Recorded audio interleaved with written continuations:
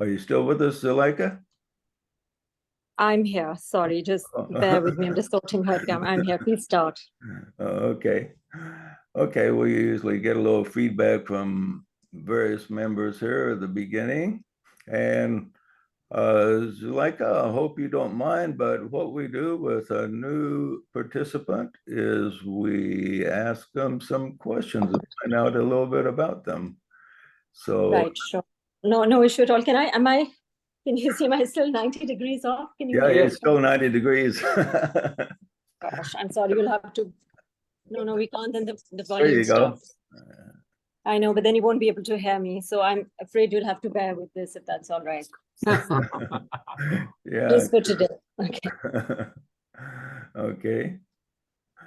And Vivica is with us. How you doing? I'm doing fine, thanks. Yeah, she's our local oracle. And LWK is with us. How you doing, Lawrence? Oh, same as always. Well, we're glad to see you participating again regularly. Yeah. So what's going on in your life? Work. Are you still working full time? Yep. Yeah. How old are you now? You must be 73. yeah, well, you're still a youngster. I'm 78, and I'm a youngster to Ed. He's 80 something. Well, I work full time in my garden. Yeah. And Ed's getting I'll be 70 on next Monday. well, that's hard to I'll be believe. 70. My little nephew is going to be 70. I'm remember the day he was born. The big 7-0. Yeah. Hey, birthday party on my birthday. I think it's Monday, 4 o'clock. Are you having it on your exact birthday? Yeah, Monday, because we're having a reunion this week, so we won't have a triad meeting on Thursday, and I'm gonna miss your class next Sunday, but Monday, big birthday party. Adam, come on over.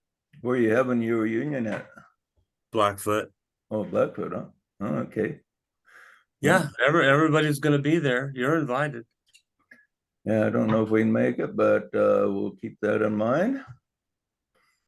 And old Rickster is with us. How you doing, Rick?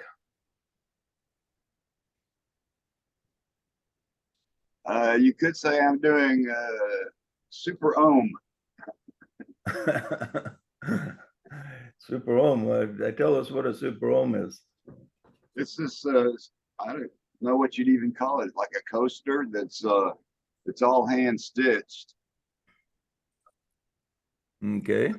One of the arts that I've created for myself. And the other art is melting plastic. Oh yeah, you've been doing quite a bit of experimenting with plastic, haven't you? Yeah, the ones I'm working on now are it's like 20 and 21. There's a lot of polish work to get the flat side smooth. Oh, okay. Okay. And Adam is with us. What's happening in your life, Adam, or any of your groups you've had meetings with? Anything interesting develop?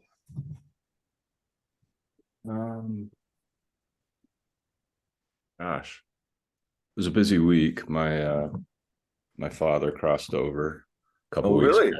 So we did a funeral on Friday, viewing on Thursday. So it went well. He was 90, he was 91, so it was more of a celebration. Yeah, did you have a lot of family there then? Yeah, I mean, he only had one brother, and his brother just crossed about a month ago. We're just starting our meeting, our Sunday meeting. And so did you pick up any vibration from him after he passed? That's fine. Okay.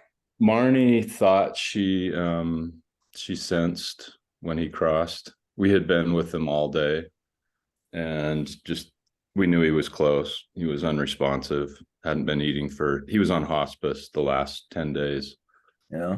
And we went home because we'd been there all day, and about just after midnight, Marnie sent something and my mom called me and that was that.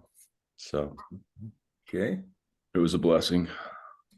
Well, it's nice that we can look at it as it really is, so we aren't, really sad for people to die. It's, we just miss them until we meet them again. Like on vacation somewhere, we don't see them until they get back or we join them. Yeah, no, it was good. I'm glad he didn't suffer too much. It was about a month that he was kind of uncomfortable, but other than that, he lived a pretty healthy life. Really, really engaged in his hobbies and passions. And So was he a standard Mormon? yeah, Did by he, what do you think of you going astray? Was he concerned about your salvation? not as much as my mother. He was less judgmental that way. Yeah. I think he was mostly along for the ride. Okay. Well, good. I'm sure he was a great guy since he's your dad. He was. Yep. Yeah. And Jill is with us. Oh, your parents still alive, Jill? I think I might ask you once before, but I can't remember. No, that's okay. My father passed in 2007 on his 89th birthday. And my mother is still with us and she is 96. Wow. Well, that's a good sign. It means you might live to be ripe old age, huh? We'll see. Yeah. Just got to stay healthy so you can enjoy it. She's frail, physically frail, but she's hanging in there. She's, she has more willpower in her psyche than she does in her body. She she thinks she's capable of doing more than she really can do. So Yeah, that reminds me of Artie's mom. Before she passed, she was we were taking care of her and we had to move her furniture aside because her house was so cluttered. And every time we moved it and went out to eat or something, back, it was moved back. We didn't really know how she was able to do it in such a frail condition. Yeah. She was determined little girl. Oh yeah, my mother's a lot like that, but she's hanging in there and doing okay, fairly well for her age. Oh, good. Yeah. And Maria is with us. How are you doing, Maria? How's your health holding up? Thank you. Hello, everybody. I'm doing much better. I have some days worse than others, but I'm definitely better. Thank you. Well, during the meditation today, we hope you get extra little charge. Thank you. Yeah, and Mindy is with us. You're always involved in a lot of different things and surfing around different groups and helping different people. What are you up to now, Mindy?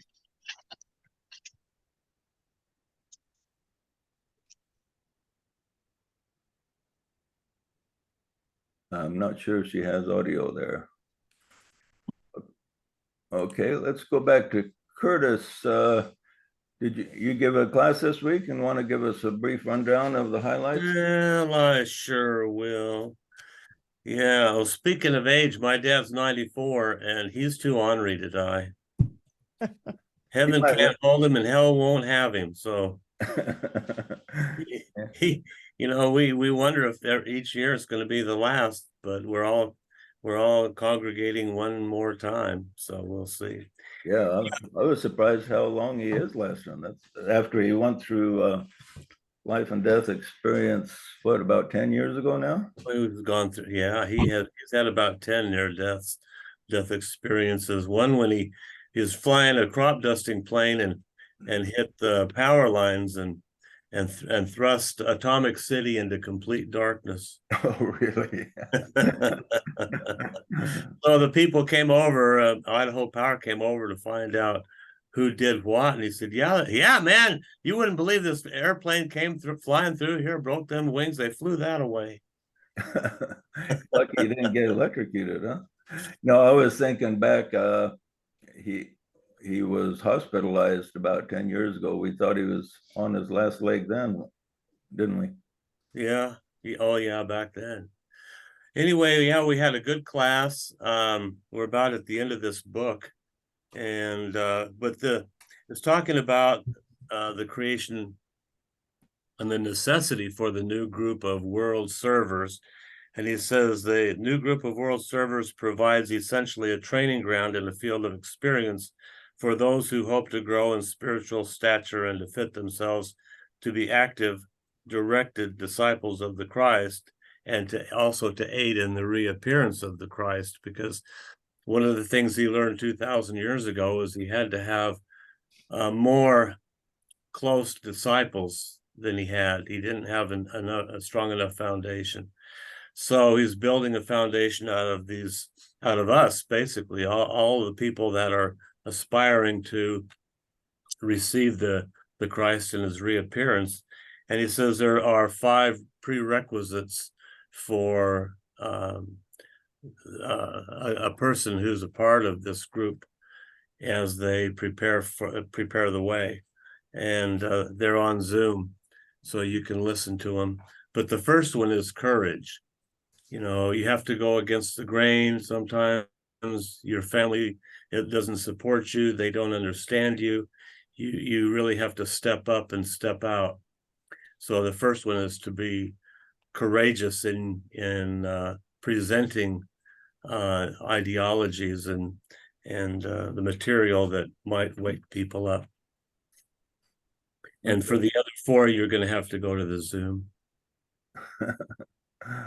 Okay, well, thanks. We appreciate you holding those classes for everybody that wants to learn more about. Yeah, they're there now. The next book we're thinking of is the externalization of the hierarchy. Ed and I are both reading the Rays and the Initiations. It's good to have a primary book and then one that you're reading on the side, which I find advantageous. So we haven't really made a concrete decision, but we're looking at the externalization of the hierarchy because it goes along with the reappearance of the Christ. Yeah, that'll take you a while to get through that externalization one. Like 3 times more and more involved, more intensive. But you know, the reappearance was kind of like middle school, get you ready for deeper stuff. Okay, well, thanks, Curtis. Well, we have yeah. Did you say Initiation? A book called Initiation? No, the externalization. No, he was talking, you also mentioned Rays and Initiations. Oh yeah, Ed and I are both reading that on the side. In fact, I've got 5 Alice Bailey books around me all the time, just about, for doing research. But yeah, the Rays and the Initiations. Okay. It's another. Yeah, really, that book goes into more detail about the initiations and the Rays and what a number of deep subjects. and also it goes into the rules for group initiation, which is good. Okay, we have a new visitor today. Zuleika Sethi, if I'm pronouncing her name right, and she is sideways for some reason. I'm sorry about that. Yes, I am sideways today.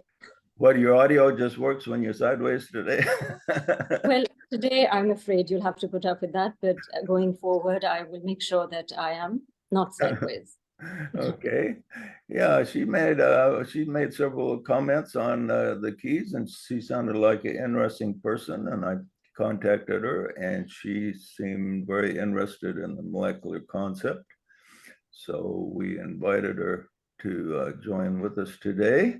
And Zuleika, I hope you don't mind, but we kind of interrogate new visitors to find out what their background is and everything. Do you mind telling us about your spiritual journey? Were you born in a regular religion, or how did you get interested in metaphysical things? So I'm 47 years old, and I was born in Pakistan in a regular Muslim family. My father was very anglicized, and if you are familiar with Pakistan, I'm talking about that. My father had had a British education. So while I was born in a Pakistani household, it was not a very religious household. So we were never forced to fast or pray or anything. We grew up in a missionary school, after which I was sent to boarding school in the UK, Rodin School in Brighton. And after that, I did my degree at UCL, which is University College London. I specialized in dyslexia, and I worked with children who had special needs and dyslexia. I got married to a banker in Pakistan, and we moved out of Pakistan. And we lived in Egypt for a little while. Then we lived in the UAE for many years, after which we moved to Bahrain, where I am currently. And it was here in Bahrain that I came across something called pranic healing. Now, to just give you a little background, I've always had a very deep spiritual connection, not so much a religious connection. So I would say that I have always gone against the grain. Anyway, to cut a long story short, moved here, and I came across something called pranic healing, which was a modality, a very sophisticated modality, because it was an amalgamation of different healing modalities like Reiki and acupuncture and all. It was sophisticated because it focused a lot on energy hygiene, which was something that resonated with me because I do have OCD to a certain extent. So the fact that every time somebody was healed, there was a lot of cleansing and all really appealed to me. I went into this modality because I suffered from migraines, after which I decided to do the basic course. Then I did the advanced course. I did a number of courses. And then I started reading more about the recommended books, the books that Grand Master Chwakoksoi, we call him, had written. And then I moved on to something that is called Arhatic Yoga, which is pranic healing is basically a spiritual bridge to, Arhatic Yoga is a bridge to spirituality. So that's something that I moved into last year, and I felt a great shift where a lot of toxic traits from past trauma and all were released. Again, I don't claim to be an expert in this field, but I do have a thirst for knowledge. I love to read. I'm not really sure how I came across your website, but I did, I think, about 2 years ago, and I've been following you now for 2 years. Oh, really? Okay. And I recently contacted you because I was contacted by one of the Indian groups who wanted me to pen a couple of things, collective quotes about different things. And also I asked you if I could use some of the things that you'd written and obviously give you full credit. However, I'm not so sure about that because I find now that, not to be judgmental or anything, but I find that some of them are very, it's very closed, and I like to kind of think out of the box. And I find that sometimes, some of these Indian pranic healing groups tend to just kind of focus on what pranic healing is about and not so much different modalities, which is why when you sent me the blurb about your book and your book, which I've started reading, it really appealed to me because that is at the end of the day what the age of Aquarius is about. You are now free to grill me. I'm not an expert. I'm still learning. And that's really my history in a nutshell. I have a son who's 18 and a half, going to university in London this September. And I have a daughter who's 14. So that's my life in a nutshell. Interesting. Are you still married then? I am married, yes. My husband's very much here. That's why we're in Bahrain, and he's a banker. And now does your husband support your spiritual quests and everything? It's interesting. He does. We're very kind of, we're spiritual. We're not religious at all, but we are very spiritual. My son is also very spiritual. My daughter, I found, to my horror recently, I felt was being kind of radicalized, even though she goes to an English school here. And I sat with her and I had a talk with her, and I'm not really sure how that happened. And I feel that maybe it's the school, or maybe it's the culture. So I'm thinking of now sending her to boarding school, because that goes against everything we believe in. We don't believe in radicalization. So I'd say pretty much we're quite an open-minded family. It sounds like overall your family is much more supportive than a lot of families of people. Absolutely, yes. That's good. That Thank makes you. things a lot easier. Yeah. Is your husband read any spiritual books or anything, or is he just mainly kind of get information from you about that type of thing? You know, he doesn't read any spiritual books. I do. Every time I learn something new, I do give them lectures, because I love to share. So they do on a regular basis at like 2 a.m. at night. He'll get a lecture from me about something and all, but no, he doesn't read. And I do the same with the kids as well, because I think there's so much to share, and I think it's, you know, some of the stuff is so interesting, but I do give them the leeway to make up their own mind. I never impose anything. But on them. he does listen to you then, huh?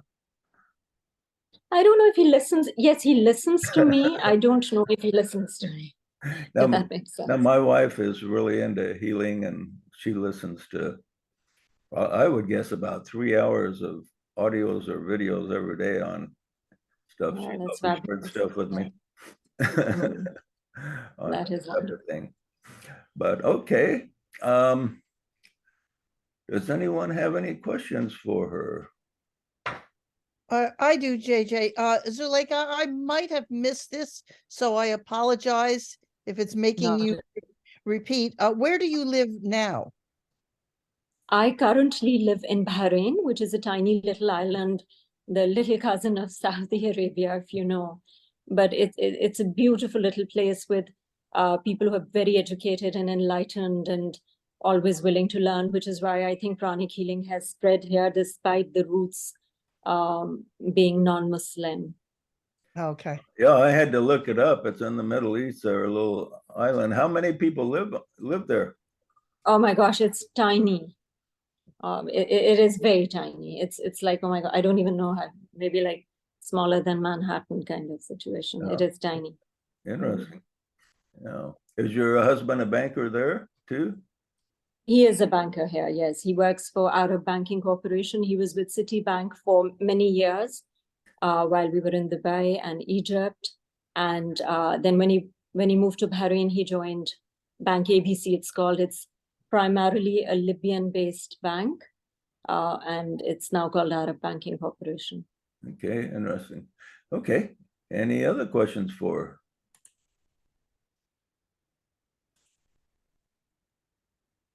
Welcome to the group. Thank you so much. Thank you. Do you like to travel? When are you coming to the States to see us? You know, I was hoping my son, who's now going to read computational mathematics and AI technology, had applied to many colleges in the States. And I had hoped that he would get into one of the colleges in California so I could visit Mount Shasta. Sadly, that didn't happen. But at some point, I guess if finances and time permits, I would love to. I mean, we were in Boston and we were in New York in 2019, yes. So on and off, maybe, yes, I would love to come and visit. Yeah, we have a gathering usually once a year, and we do have people from abroad show up now and then. And then this year, Annie is coming, Ace is coming, and his brother from Iceland. Oh, wow. Soft from Israel. And so it's kind of a little international group we have there. Lucy from Canada. Oh yeah, and Lucy from Canada is coming. So wonderful. Interesting. You're welcome to come too if you can. It's going to be September. Right, September will be a little difficult, but maybe next year for sure. Yeah, okay. Okay, any other questions for her? And what are some of the books you've read that have influenced you spiritually? Have you read any Alice Bailey books? You know, currently I am trying to read The Externalization of the Hierarchy, and there is a study group that I'm kind of part of, because it is difficult to digest. And now that you've mentioned that you have a study group as well, Right. I would love to join that. But no, I haven't. Yeah, But I am familiar with the works of, I mean, obviously Alice Bailey is one of the recommended reading, as you know, books of Arthur C. Powell, The Mental Body, The Astral Body, and I'm planning on going through all these books this year and next year. We have 32 classes on Zoom that are posted on our Facebook page called Project Peace and Goodwill. Okay. You just go to Facebook, type in Project Peace and Goodwill, and check out a Zoom or two. I will do. Yeah. Thank you so much. Yeah, we got lots of material, that's for darn sure. No, we don't lack for that. Yeah. Okay, Zuleika, could you explain a little bit about how pranic healing works? Is it something that a person has to be in your presence, or can you do it long distance too, or how does that work? So in a nutshell, pranic healing is a no-touch energy modality. It is, the good thing about pranic healing is that it can be done via distant healing. And how does distant healing work? Now, for a layman, I would say that energy follows intention.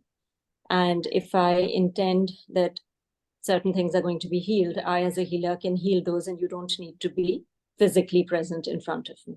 Now, as a healer, the way it works is that there are angelic beings that are present that we tap into, who actually do the healing as we are instructing. So a pranic healer is basically a channel of divine energy. And the way pranic healing works is that at the basic level, so there's your physical body, and beyond the physical body is the etheric body, which holds all your chakras. Now, at a point where a disease or any issue is going to manifest in any of your organs, your corresponding chakra is going to get contaminated.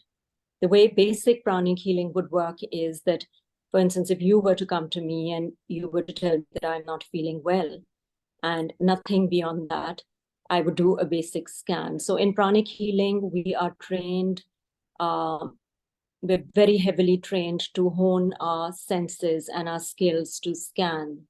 And when I say scan, it means scanning the different forms of energies. So, you know, there's contaminated energy, there's energy of hate, there's energy of anger, there's energy of love, there's clean energy, there's energy of envy, etc. Now, every form of emotion corresponds to a different type of disease. So if a regular patient were to come to me, I'd scan the size of their aura. I'd scan the size of their chakras. A healthy aura is supposed to be, you know, a certain level. Healthy chakras are supposed to be certain levels. And by that, I would, in say about 15 minutes, know basically what the situation is. So a basic pranic healing session would include my cleaning your aura, your main meridians, which connect to different organs, and then cleaning and balancing your chakras. Now, on a slightly more advanced level, there are certain form of colored lights that we can produce from our chakras. And that is where we go into advanced pranic healing. So for instance, the throat chakra can produce green and blue light. Green has the effect of a detergent. And an advanced pranic healer would use green light to clean, because that would cut down the healing time, the cleaning time. Blue is something we would use to encapsulate something. So for instance, if an organ is cancerous, before I clean it, I'm going to encapsulate it with blue light so that the dirty energy doesn't spread. Now, on another level, we have the third stage of pranic healing, which is called pranic healing psychotherapy, which taps into the emotional or astral body. So there we can tap into the different kind of emotions that you are holding onto your chakras that are then becoming heavy and manifesting as diseases. Beyond that, we can tap into your mental body and tap into the kind of thoughts that you're holding, which when become heavy, fall into your emotional body, which then become heavy, fall into your physical body and contaminate your organs. So on a basic level, a general pranic healer would do that. Now, when you have mastered that, you move towards something called Arhatic yoga, which is the synthesis of many different kinds of yoga. And it is the eventual bridge to spirituality, where we have very heavy duty meditations, one which is called the soul meditation, where we aim to, via a pineal gland, go into the inner worlds. Then there is dhyan, which increases our awareness. Then there is kundalini meditation. And I know that everyone claims to do kundalini via the internet, but Arhatic yoga has a very safe method of opening your kundalini, which prevents kundalini syndrome and all. So from that point of view, currently, because I would say I'm still a beginner, I like to be part of a school that gives you discipline, and there is always somebody to ask for help when there is some issue, as far as, for instance, kundalini syndrome is concerned. But when it comes to reading or knowledge and all, I do find sometimes that, especially being in this part of the world, which is not very forgiving, I find that sometimes there's a lot of red tape, and there are a lot of things like, for instance, we're not allowed to do angelic meditation on Zoom. There's an archangel meditation that we have, which is absolutely beautiful. So anyway, that is what it is in a nutshell. I hope I've explained it well. Okay, it sounds like the scanning that you talk about would require some psychic abilities. Is that something anyone can learn, or do you have to be kind of advanced spiritually to do it? No, I don't think so. I think it's a lot of hard work. Yes, some of us have honed our skills better, and obviously being vegan helps. I find that if I'm vegan, my sense of smell and other senses are really enhanced, but it is something that anyone can hone. The other thing is that in pranic healing and in Arhatic yoga, there is this very strict thing about clairvoyance and lower forms of clairvoyance, which deal with mayas and illusions and all. And then there's a higher form of clairvoyance. So I think it is a lot of hard work, yes, but through hard work, you need to scan to be a healer. Yeah. How long does it take to scan somebody? So if you were to come to me, I think a basic scan would require about 15 minutes to check out all your chakras, if they're in order, to see if your health rays are all right, and to see the size of your aura. Beyond that, if I have to, a very heavy healing would take about 1 hour, 25 minutes, sometimes even 2 hours for a cancer patient, for instance. So if we were to pick on a member for you to scan, could you get any impressions in just a couple minutes? Beyond, with their permission, yes, beyond the size of their chakras and all. I'm not really sure what kind of impressions. If you're asking me to read the mind or whatever. Well, I'm thinking of like Maria's been under the weather here for the past couple of weeks, and I wonder if you could pick up any impressions about her. Sure. You want to show your lovely face there, Maria? Okay. Again, sorry, I'm just going to get some salt water, if that's all right. Sure. Because we put the Niva. Are you a willing participant here, Maria?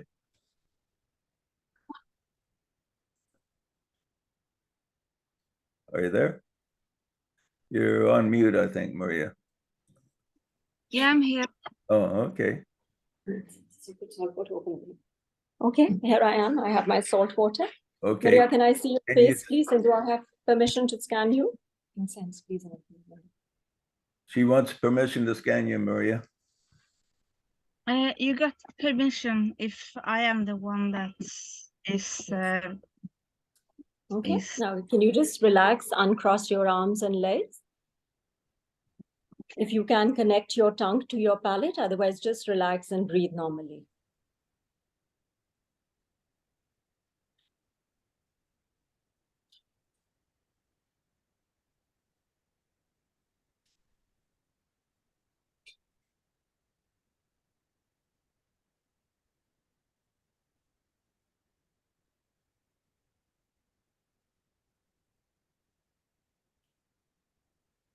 Interesting.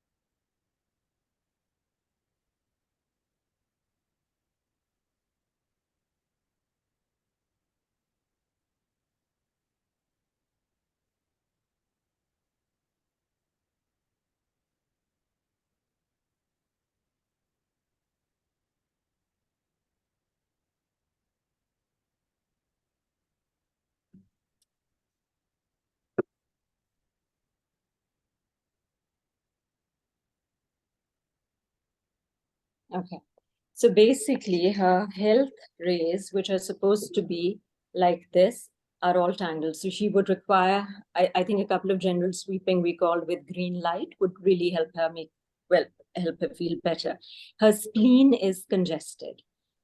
Spleen controls your immunity, and the energy in the spleen is very dense.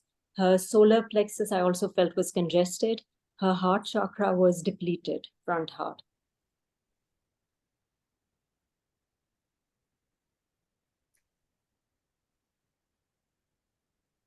Back heart chakra is congested. That's the chakra of suppressed emotion, which is why we basically need permission before we can scan, because you can tap into a lot of different things that somebody may or may not want anyone to know. Yeah, what's the main thing she can do to restore herself? I think that the easiest way is to take soak in a bath of salt, sea salt, and coffee. Coffee has a lot of orange prana, which breaks down a lot of dense energy, helps to clean your, helps to straighten your health rays. I'd be happy to offer her a free healing at any point.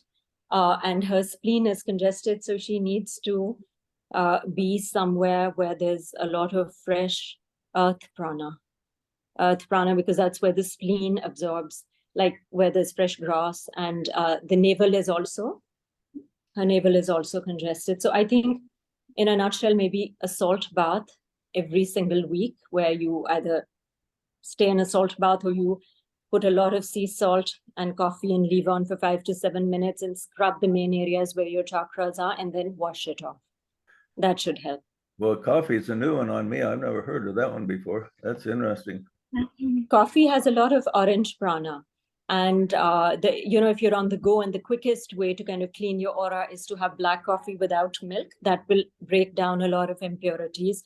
And at any point when you are free, I'd be happy to gift you a free healing. So right now I'm drinking coffee. Does that mean I'm getting extra orange prana in my system? You are breaking down a lot of impurities, yes, and getting a lot of orange. Well, I'll have to tell that to the people that tell me coffee isn't good for you then. In moderation, everything. Yeah, in moderation, lots of things are good for you. Maria, I think, wants to talk. Got a lot of vitamin C. Well, that's Thank interesting. you so much, Zuleika. You're welcome, Adya. We'll Yeah. get back to you. So are you going to take a salt and coffee bath then, Maria? Are you going to try that out? Yeah, I don't have a bath. I mean, Just a shower? shower, so I have to find So out. No, you can soak coffee and salt in a mug with water and put it on yourself, leave it for 5 to 7 minutes, and then just wash it off with water. You can do that daily for 5 to 6 days, and you'll find a difference. And keep yourself hydrated. Hydrated. Yeah. Yeah, with water. Yeah. Yeah. Okay. Interesting. Well, that was pretty interesting. Now you moved your hands around quite a bit. What kind of effect does that have? What was that? Explain. So I'm tapping into her chakras. I'm trying to find out the current size of her chakra as to what Maria in the optimal healthy condition would have a certain chakra that is about this size, right? So this is the size of a chakra and this is the activation level. So if this is Maria, now I've shrunk Maria to this size and her healthy aura is supposed to be here from her shoulder a certain. So if her aura is congested, it's kind of protruding. And then I move my hand in her aura to feel the level of the quality of energy. Sorry. So when you're moving your hands around, you actually kind of feel the energy around her. Is that kind of the way it works? That's what scanning is. Yes, absolutely. That is what scanning is. You feel your fingertips have little chakras and they are so sensitive that you can feel the different types of energy. So dense energy is different, and then as you open that Pandora's box, there are different types of energies. The energy of love is different. It feels like silk or talcum powder. The energy of hate is different. Energy of anger, envy, anywhere. Did you go to an actual school to get training in this, or just do it on your own, or No, absolutely not. It's a proper school here. There are pranic healing schools all over, but obviously, it also depends on the kind of sometimes in certain countries, they've become like cults and all. I personally kind of listen to a lot of stuff that one of the main acharyas, they're called, or masters, who's based in Rome, because his wife is American, and I like his attitude towards pranic healing, because in India, I find it kind of tends to become very cultish. Yeah. And I don't like that, because if I want a cult, then I have my own religion. So yes, absolutely. It's very scientific. It's not hocus pocus at all. And that is what appeals to me. But at the end of the day, I take what appeals to me and I don't take what doesn't. Yeah. Yeah, that's kind of a tendency of average people are kind of black and white, so they want to glom onto something and that and nothing else. Whereas the truth seekers looks everywhere. Absolutely. And so that's good. Well, do you do this professionally, or is it just something you do because you're interested? No, I don't. We are supposed to charge. I don't really charge, but yes, I do heal a lot of family and friends. There are a lot of professional pranic healers, and I think you need to get you do need to get a certification from the Institute of Inner Sciences to be registered as a professional pranic healer. Though I've been in this field for 6 years, I do heal, but not professionally. You said you're not supposed to charge. Is that part of the teaching of this? No, absolutely. You are supposed to charge. Oh, you are supposed to charge. Absolutely. Okay. You're supposed to charge beyond a certain point when you've got like the proper trainer's certification. Yeah. Okay. But obviously I don't charge my friends and family. Okay. Yeah, if you do charge, let us know and we'll you can let people know about it. And if you don't, we hope too many don't take too much advantage of you. Problem at all. Yeah. Okay, well, you sound like a really interesting person. Does anyone have any comments or questions before we move on? Well, it sounded a little bit like what Dr. Thomas Hora teaches in his existential metapsychiatry, where he says that every emotion has some connection to a particular disease. Yeah. Absolutely. Yeah. What was the name of that guy, Ed, that you quoted? Dr. Thomas Hora started a foundation in New York called Existential Metapsychiatry. Yeah, I haven't heard of him. Have you heard of him, Zuleika? No, I've never heard of him, but yes, the concept is the same. Before a disease can manifest, it's manifested in the inner planes, which is the astral world and the mental world. So a thought of anger, once it becomes very heavy, is going to manifest in the emotional world, and then it's going to manifest as a disease in one of your organs. And that is where pranic healing comes in.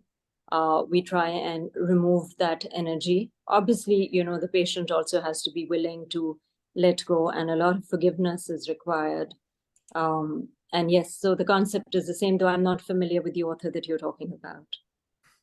Okay. Okay, real good. Any other questions for?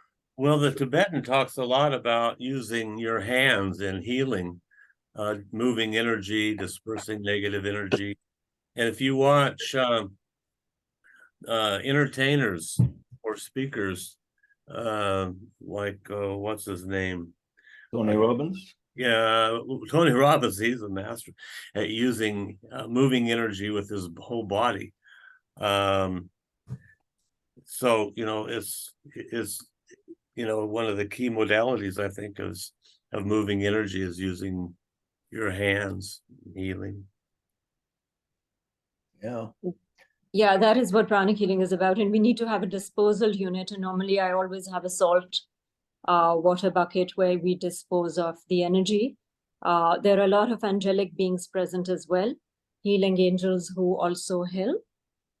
Sometimes if you don't have access to a salt water bucket, then in the astral world, you can create a green flame, which is a disintegrating flame, either green or orange. After your healing is done, you can ask it to be dissipated. So yes, I mean, energy is there, as we all know, and this is primarily a, energy healing modality.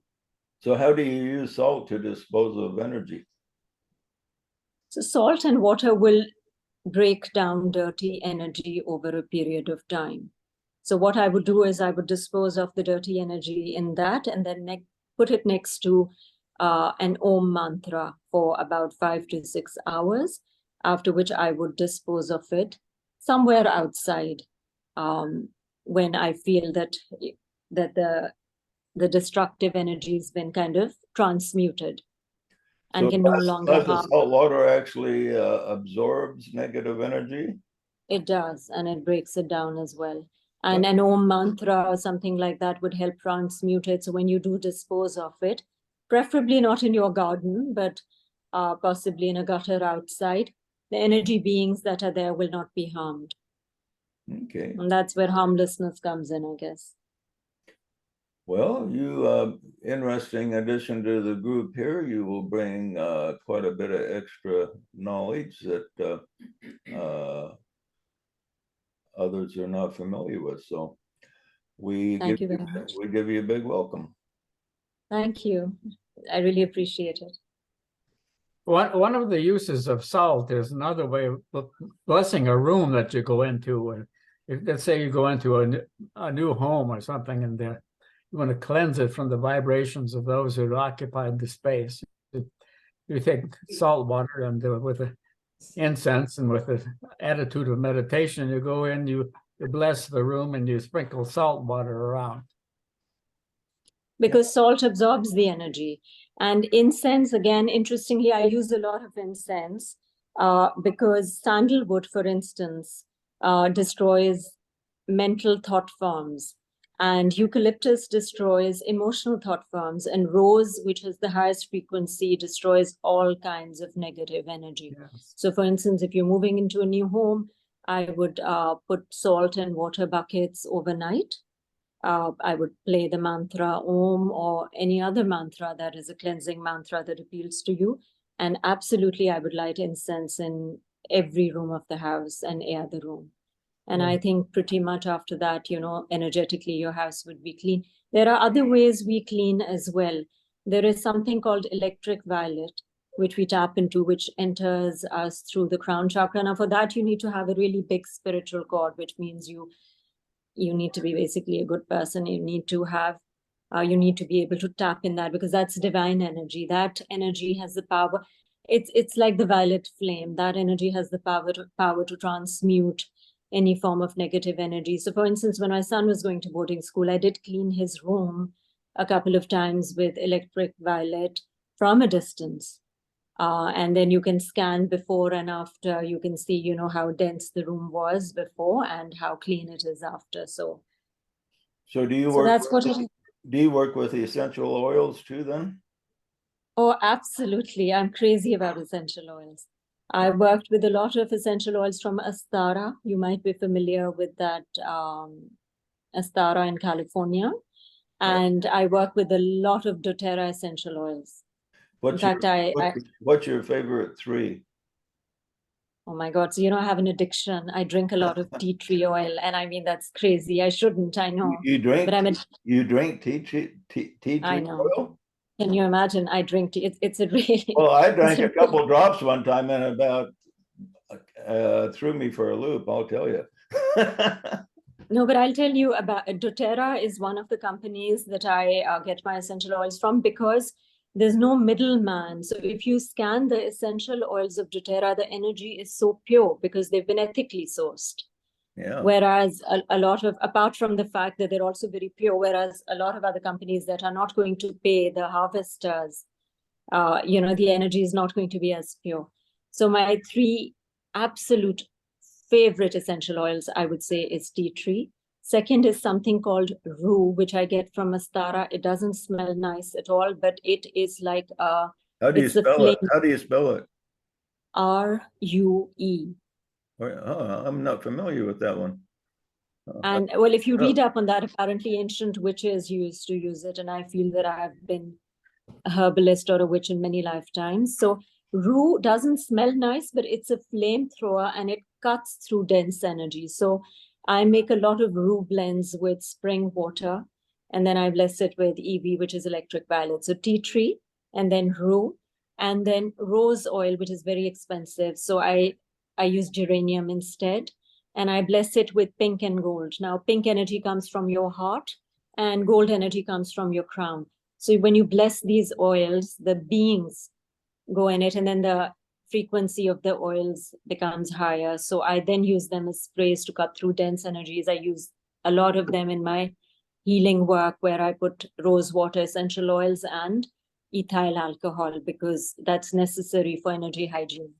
Yeah, my wife, I think, has bought rose oil before. Do we still have some rose oil? No, I didn't buy it. I was given it by a Hungarian. Oh, no. Yeah, it's very expensive. She was given some rose oil by a Hungarian person. So I had a friend in California who supplied me with a lot of essential oils, and my favorite was rose and lavender mixed. I used that a lot when I did massage and that kind of thing. As far as tea tree oil goes, we had 4 little kitties, cutest little things, but they had ringworm. And you take a Q-tip, and because this is so strong, dip it in water and add a drop of tea tree oil. It's powerful. It just dissolved them. They're gone. Yeah, tea tree is phenomenal. And I mean, doTERRA tea tree is very gentle. You know, lavender, it's interesting. Lavender has a lot of green prana. So when you say it's for relaxing, you think lavender would have a lot of violet prana. No, lavender has green prana, and which is why it's so relaxing, because it breaks down a lot of dense energy. That's why lavender is primarily used in massage. Yeah, there's a company in Idaho here that the guy become a billionaire, started a multi-level business selling tea tree oil products. Melaleuca. Melaleuca. Yeah, it's pretty famous all over the world. But yeah, he's centered right here in Idaho. He's one of the richest guys in Idaho, the guy that owns the company. But he's developed a lot of products from tea tree oil. Well, I'm crazy about tea tree, so I'll have to look up a company, send you a link to it. okay. I want to say something about violet. You know, when I was 17, I had was listening to and reading the works of the I Am sanctuaries and so on, and they taught the use of the violet consuming flame. And I was working nights and weekends at a restaurant where the Filipino waiters and the busboys, and they'd come into this restaurant. I was a dishwasher, and they would come into this restaurant, and there would be all kinds of this exaggerated energy going on. And I focused the violet consuming flame into this room, and it became very peaceful and quiet. It's absolutely fabulous. And Saint Germain is supposed to be the one associated with the violet flame, also known as Master Rokoksi. Right. I'm not sure if you're familiar. Yes. Very Yeah. familiar. Okay, well, let's our meeting took an interesting twist today, and as it often does, so it's been quite interesting. Any other questions or comments on this direction? Yeah, I was thinking of that. Yeah, I remember Artie telling me this. I can't remember who it was she got the rose oil from, but it apparently is quite a process to distill that. Takes a lot of, I guess, roses to create just a little bit. Pure And essential oil. Yes, absolutely. I guess it's fairly expensive, isn't it? She It got is it as very a expensive. gift from a friend. He personally squeezed rose petals and created a little vial and gave it to me. Who did you get it He from? was a Hungarian in Budapest. Oh. When I was in Budapest. Yeah, she was in Budapest with her ex-husband, and he squeezed rose petals For years. for a long period of time to get the rose oil. And I guess it was, it's pretty hard to get really the pure stuff. The pure stuff is like for 5 ml, it's for like $300 or something ridiculous like that. So I do make my own, a lot of my own tinctures where I do, but then for energy work, I work with pure essential oils of doTERRA, which I find are possibly the best. Yeah, interesting. Okay. One of the things, or the major thing we do as a group, or we're seeking, is oneness. And we seek to overlook the personality and see the souls. And from what you've read in the molecular materials so far, you've probably seen that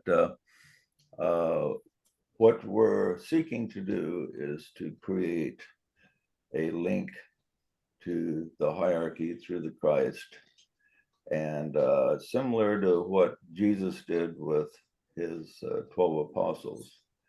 But he just didn't have 12 men. There were also 12 women to balance the energies of. And this is the missing ingredient in many groups. They don't realize that all of us are polarized in either male or female energies. So all of us are naturally a little out of balance.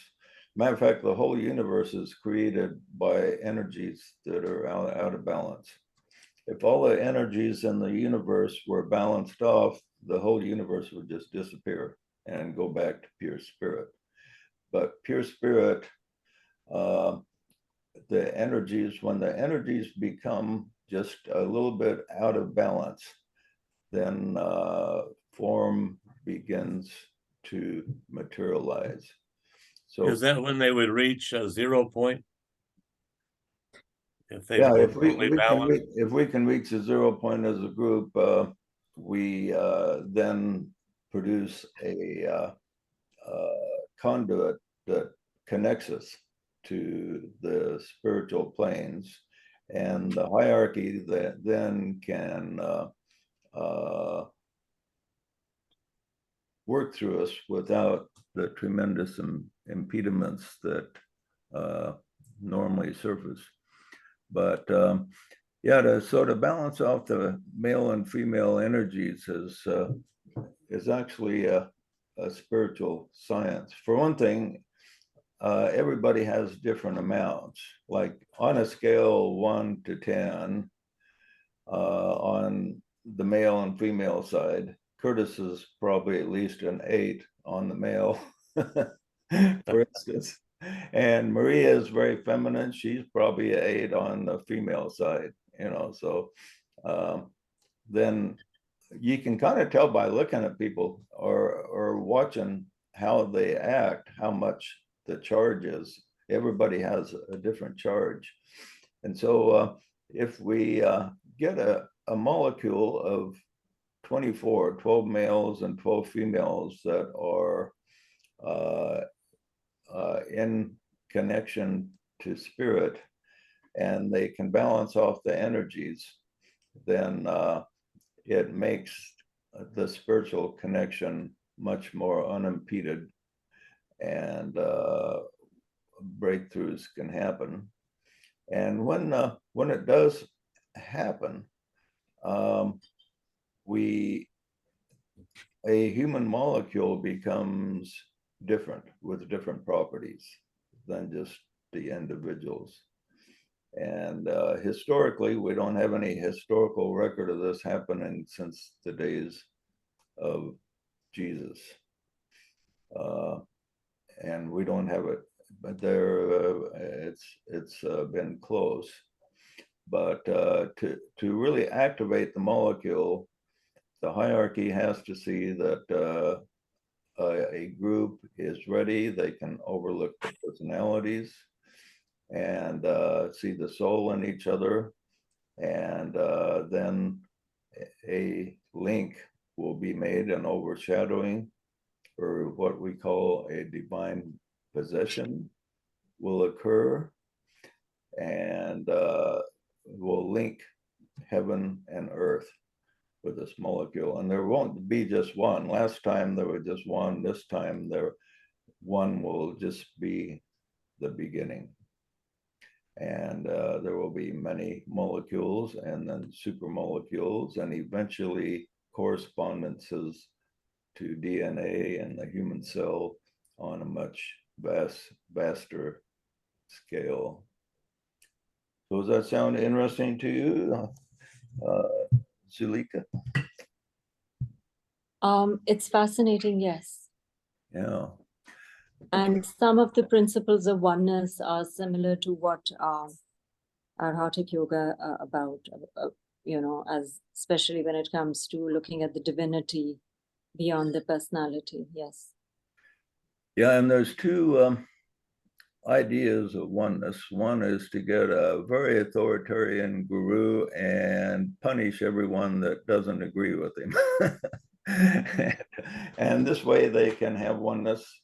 Or churches are like this, like Curtis and I were in and Adam and several others were in the Mormon church, very authoritarian. And they seem to have a oneness, but if you think for yourself, then they throw you out or discipline you in some way. And that's not the oneness that we seek. We seek a oneness through free will. And when you get a group together and they're not disciplined for speaking their mind or saying what they think or their actions or whatever, but minimal interference that way, then because of the interplay, there's usually some tremendous friction develops, and we've had some as we've progressed along. And it's the group overall though here is very harmonious compared to others that I've seen.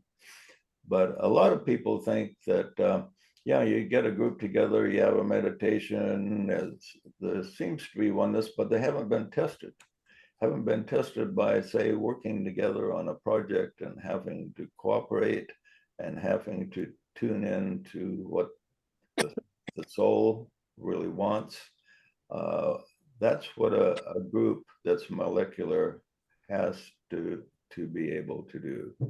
Solve problems by connecting to the higher self. And all higher selves are one in the way that they think and see things. And so that oneness can be achieved, but it's a lot more difficult than a lot of these esoteric groups think. Matter of fact, I'm a member of, I don't know, I'm a member of 20 or 30 groups now, but I visit half a dozen every now and then, and they all have quite a bit of friction when somebody disagrees with the most strongest authorities in the group. And By talking about reincarnation to the average Christian and oh yeah, you bring that up in a Christian group, you're going to really get some flack. and they have no logical explanation against it. They just get upset, you know, this is, you just don't think the way I do. Well, let's go deeper into the concept. And, you know, is this your first lifetime here? Where were you before? What's it going to look like after you die? Where's your heaven going to be? You know, they have no answers. They just get angry. Yeah, even among the Alice A. Bailey related groups, there's quite a bit of conflict, and where there isn't conflict, there's they throw you off. I've been thrown off about 3 or 4 or 5 Alice A. Bailey groups, including Lucis Trust itself, and I'm not really sure why. Just because my ideas are a little bit unorthodox. I didn't create any discord there. But yeah, I've been thrown off at least a dozen different spiritual groups overall. Several Course in Miracles groups I've been thrown off. You're nobody till you've been kicked off 3 or 4 groups. Yeah, and I'm sure, and several. Now we started out in the Mormon Church. I've been thrown off several Mormon groups that are claimed to be free thinking groups that are not really still connected with the church, but even they're not free thinking enough to let me participate. So it's amazing how, you know, and I don't attack anyone. I'm very slow to criticize, yet it's amazing when you present an idea that just sounds a little different than what they've been reading about in their books, that really offends some people. And so, yeah, I've gotten thrown off about a dozen groups and never get an explanation why.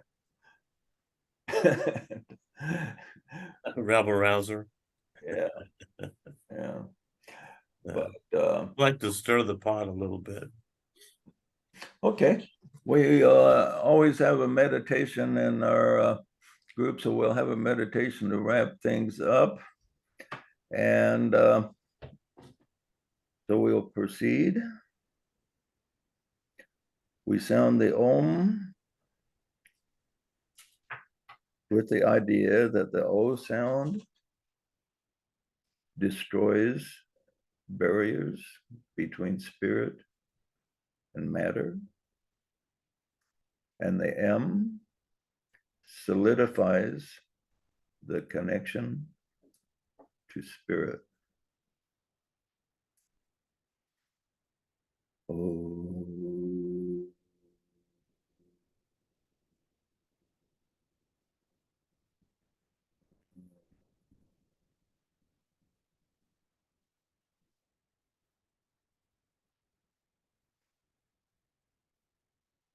Now we will sound the Om, not as long this time, with emphasis on the M, connecting to spirit. Oh.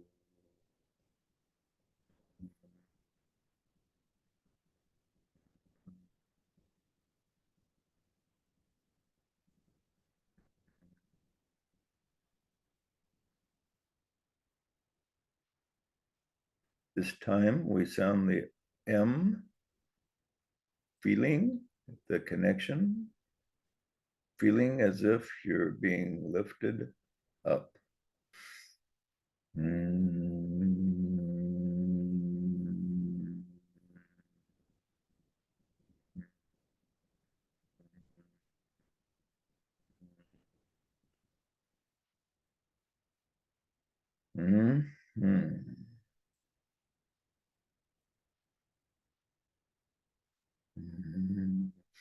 Mm.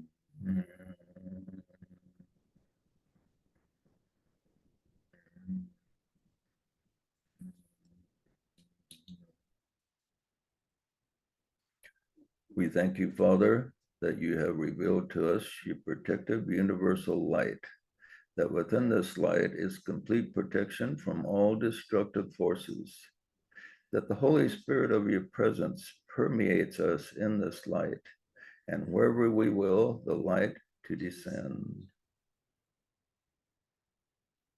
See us in a circle.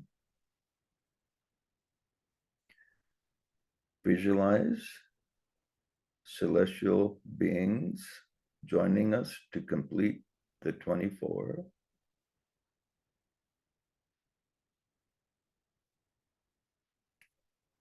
See yourself holding hands with a person on the right and on the left. Pay attention to the person on the right and feel the touch of this person's actual hand. Feel the warmth of the vibration of his or her spirit. Feel the connection of the whole group, the energy and circulation. See the light increasing in the forehead, expanding, filling your whole body, circulating through the group until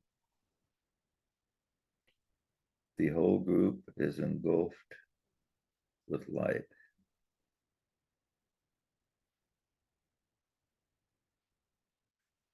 We thank you, Father, that you fill us with the protective fires of love, that within this love is complete protection from all destructive thoughts and feelings, that the consciousness of Christ is lifted up in us in this love, and wherever we will, the love to be inflamed. Feel the fires of love in your heart center, merging with the light in the head. Feel the interplay between the love and the light.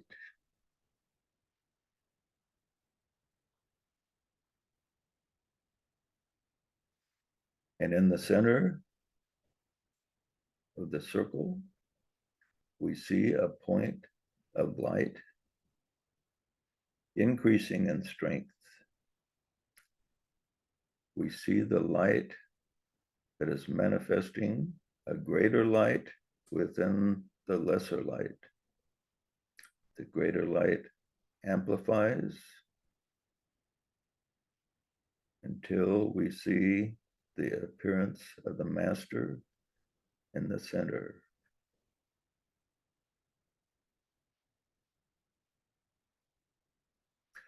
We thank you, Father, that you are in us and we are in you, that through us your will is sent forth on wings of power, that your purpose is accomplished on earth as it is in heaven, that through us your light and love and power is manifest to all the sons and daughters of mankind.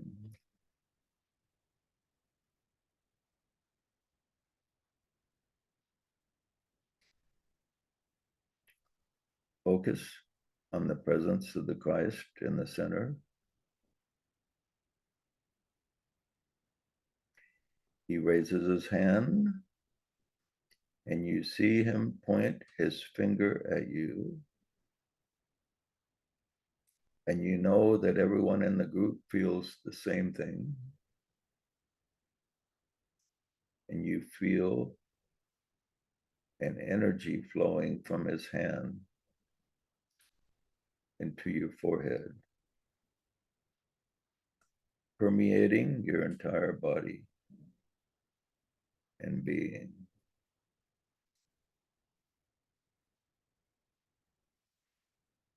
And he speaks.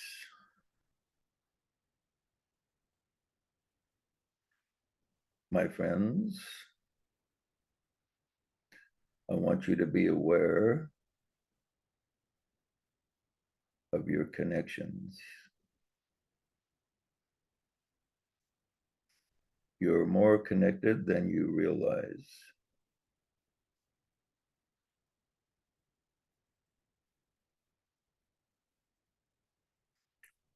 There are masters here to assist you. You can feel them in the group if you pay attention.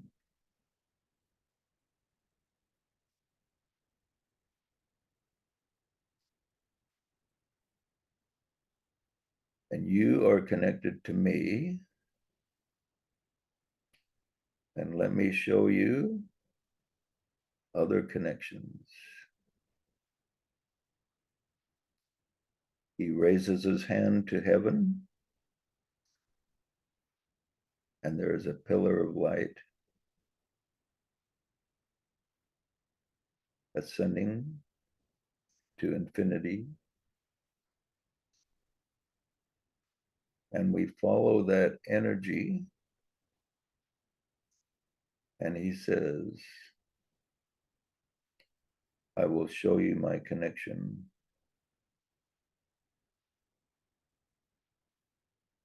These will be represented by images of physical beings, even though they are beyond the physical.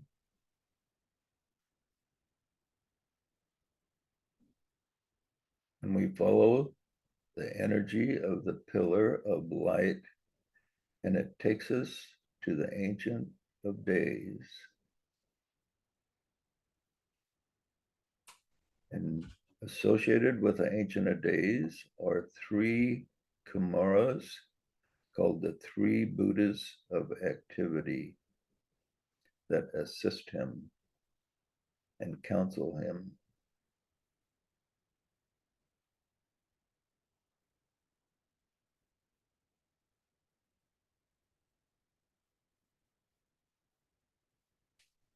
And the master speaks, behold, I am a disciple of the Ancient of Days. I receive from him and his associates, and what I receive, I freely offer to you. And we follow the stream of light, and the Ancient One stands and reaches his hand heavenward.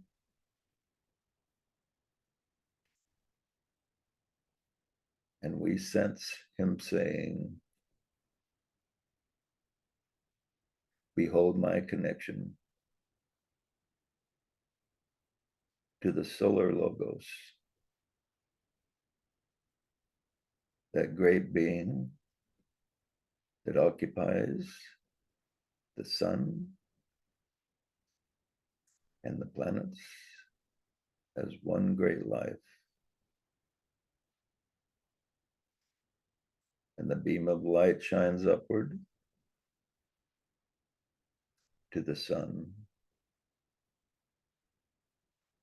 And we feel ourselves like on a journey. We go and approach the sun and plunge into it. And at the very center,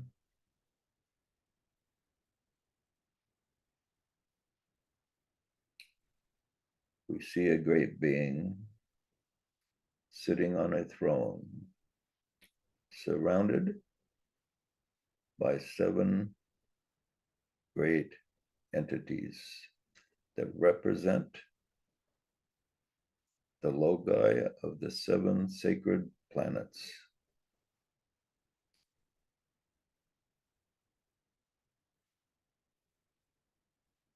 And beyond them are 24 ancient ones.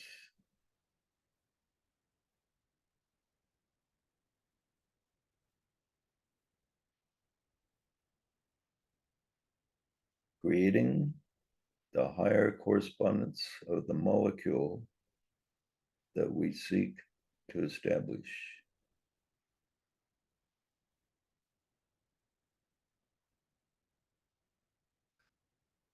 The solar logo stands, raises his right arm to the heavens,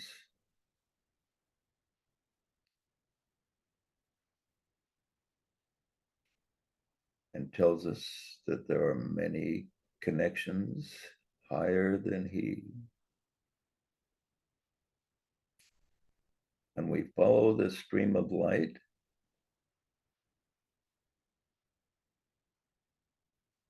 and we see ourselves leaving the sun and seeing many star systems organized by different great beings that are connected to our logos.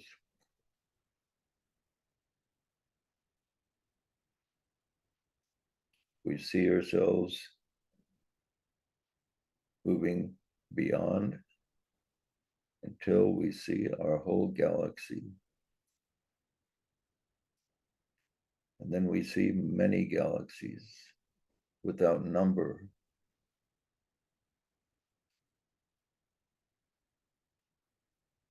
And then we can pull back farther and see the whole universe surrounded by a golden hue. And then we sense there are many universes.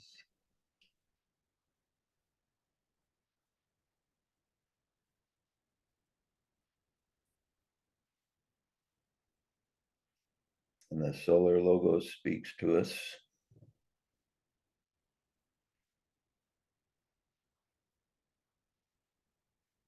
And he says, the important thing is to take your next step and to realize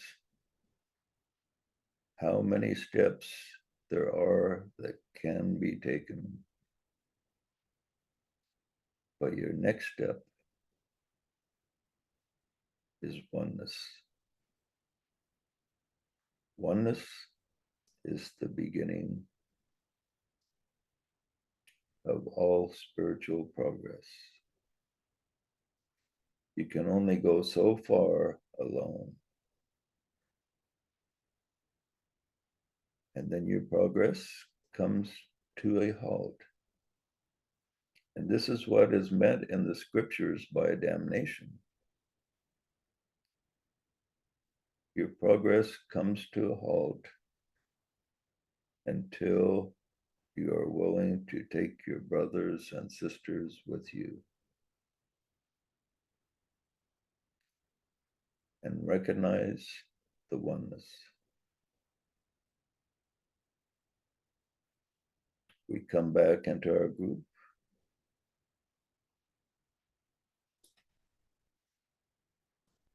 And the master in the center has his hand still raised to heaven. And he says, focus on feeling the link to me as I am linked to higher lives.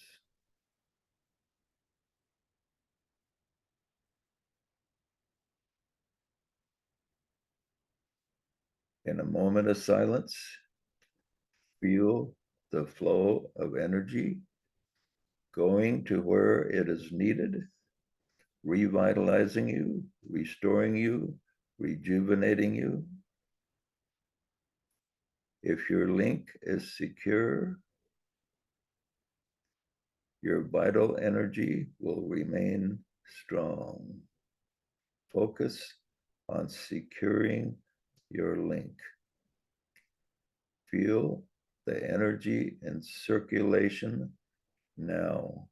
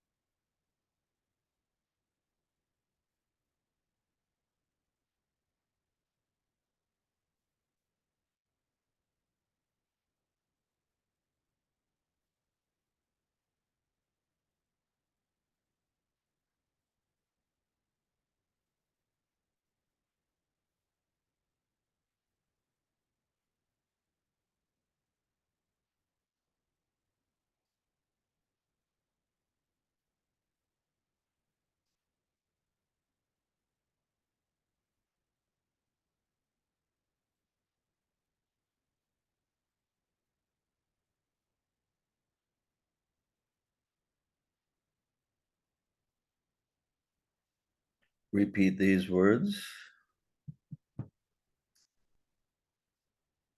I am becoming in harmony with spirit.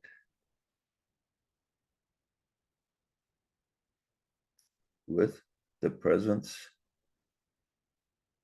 of the divine creator. I am one with creation,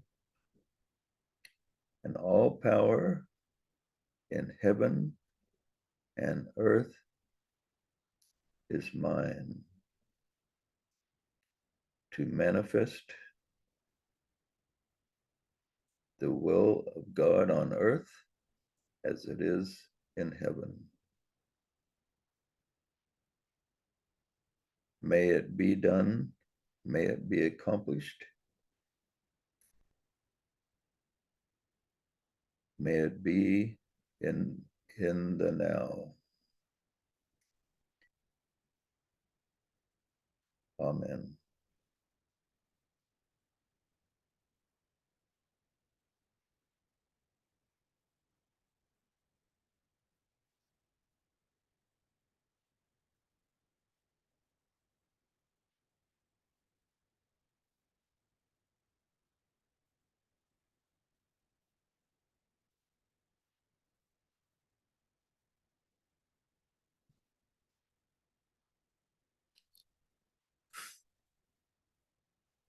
Okay, my friends, good vibes from everybody. Any comments or questions or things you want to talk about before we sign off?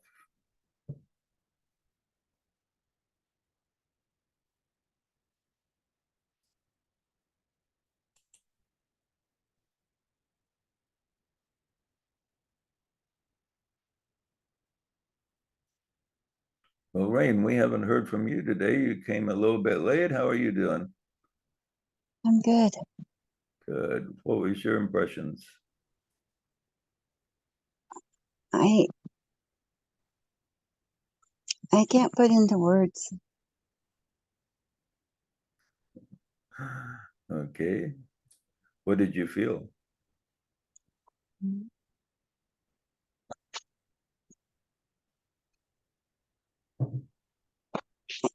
I can't put them into words. Okay, we assume it was positive then at least. Yes. Okay. Okay, real good, my friends. Any other maybe that's why everybody has a hard time putting it into words what they received there today. That's probably a good thing. There are many things that are beyond words, beyond what we can. Words are symbols that can represent reality, and once we hear the words, we have to still see beyond them to the greater truth. Okay, my friends, we will meet again next week at next Sunday. It'll be 2 p.m. instead of 10. And again, we give a big welcome to our new member. And I will send you an invitation, Zuleika, to join the molecular group. It's a private group that you have to be invited to join. Thank you. I really appreciate that. And it was really beautiful. That I've done a lot of arhatic meditations, and I have to say that this was really something very beautiful. Well, thank you. We're certainly, you will certainly be a beneficial participant, that's for sure. Okay, and we appreciate having somebody with specialized knowledge. Not everybody has specialized knowledge like that, so that's good. So we will see you again next week, and now we have meetings in between that will be posted in the molecular group, and there are smaller meetings where people kind of gravitate to people they feel in strong spiritual harmony with, and then we have a couple for general for just everybody, like Curtis's classes for anybody who wants to show up. And once a week, the Eastern group for people in the different time zones, you might want to attend that. That's on Saturday morning for you. And it's No, it's for you. It will be Saturday noon, I think, like 1 p.m. or something like that. yeah, Asaf is hosts the Eastern group, and then Adam has a general meeting for everybody wants to attend once a week, and then there's other smaller groups that meet together and are experimenting with different things. So it's we're doing some interesting work here. So anyway, good group today, and we will see you again soon. May the spirit be with you. Thank you. Thank you very much. Thank you very much. Bye.